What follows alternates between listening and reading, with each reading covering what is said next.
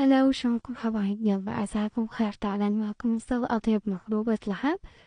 المكونات جدا سهلة وبسيطة. هنا عندي هو من التمة راح نقعه، وبعدها هنا أنا عندي لحم قطعته شرائح وحمسته، وبعدين سلقته وتركه على صبحة يستوي بجدر.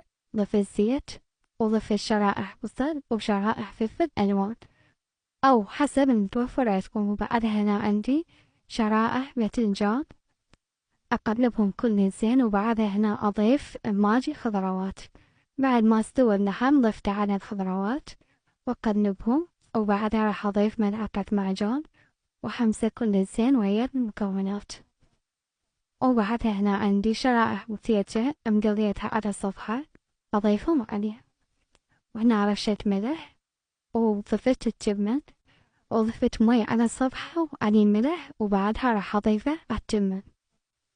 هنا ضفت المي وبعدها راح أساوي التمن بهالطريقة هاي وأتركه يستوي لحد ما ينشف المي. أتركه يتهدر، وعلينا وعليكم بألف عافية جربوها، كل سهلة.